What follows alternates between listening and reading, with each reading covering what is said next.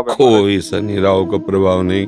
करो दुष्प्रवृत्तियां और शनि राहु को दोष दो, बेकार की बातें हैं। कोई किसी को सुख दुख नहीं देता, हमारे आचरण ही हमारे को दुख देते हैं। पक्की बात समझ ली है। बोले शुक्र शनि राहु केत ये सब राज कर्मचारी हैं। असद आचरण वालों को जलाते हैं, दंड देते हैं, और सद आचरण वालों को चाहे जिस नक्षत्र पे बैठे हो, चाहे ग्रह पर किसी भी बैठे हो, ये सदैव अनुकूल रहते हैं। ये भगवत पार्षद कोई ऐसे वैसे नहीं है। जो सही माने में ज्योतिषाचार्य है, वो सबसे बड़ी ज्योतिष ये है कि भाग्य विधाता हमारे कर्म हैं। अवश्य में भोक्तव्यम कृतम कर्म शुभाशुभम। ठीक अपने कर्म कर लो, कोई तुम्हें बिगाड़ दे तो मैं बताना। हमारे कर्म पूर्व के या वर्तमान के, वही हमारी दुर्गति करते, दूसरा कोई सृष्टि में नहीं। को न काहू के सुख को दुख कर दाता, निज कृत कर्म भोग सुन भ्राता। बिल्कुल सिद्धांत समझ। अभ्यास गलत किया है, कोई भी देवता तुम्हें नहीं बचा सकता। गलत अभ्यास किया है, अपना नाश स्वयं कर रहे हो, किसी देवता या किसी का दोष नहीं। काले कर्म ईश्वर ही मिथ्या दोष लगाए। ये आचरण गंदे बंद करो बच्चा। नाम जप करो, सात्विक आहार करो, आधा घंटा दंड बैठक मारो, व्यायाम करो, दौड़ो, अभी सब ठीक हो जाएगा। अरे पीछे गलती, यद्यपि ये गलती ऐसी पूरे जीवन भर भोगना पड़ता है, क्योंकि बाल्यावस्था का वीरपात बिल्कुल जीवन को नष्ट कर देता है। इसीलिए बालकों को गुरुकुल में रखा जाता था, चाहे वो राजकुमार हो चाहे किसी का बालक हो। वहां वो एक साधुता से जितेंद्रीय होकर के फिर गृहस्थ धर्म में जाता था।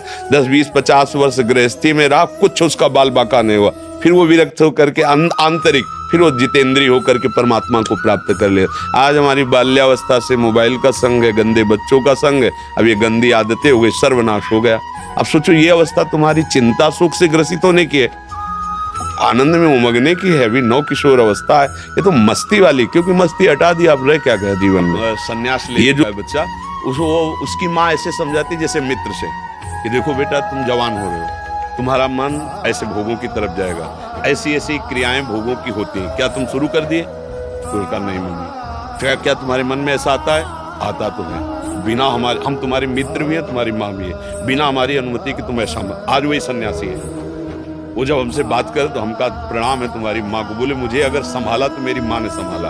मतलब बचपन से बैठाल कर हमको सारी बातें बताती रही कि ऐसी ऐसी गलतियां होती, ऐसी ऐसी बात होती, तुम्हारे अंदर तो नहीं, उनका इच्छा है पर अभी नहीं है। आज उसने उसको सन्यासी बनाकर खड़ा कर दिया, भगवत मार्ग का पथिक बना दिया। मंदालसा ने अपने चारों पुत्रों को ब्रह्मबोध करा दिया। माता पिता का प्रथम रोल होता है। अब वो शर्म लिहाज इसमें क्या करना, बच्चा हमारा गड्ढे में गिरने जा रहा है, हम शर्म लिया, बैठा लो उसको पास में।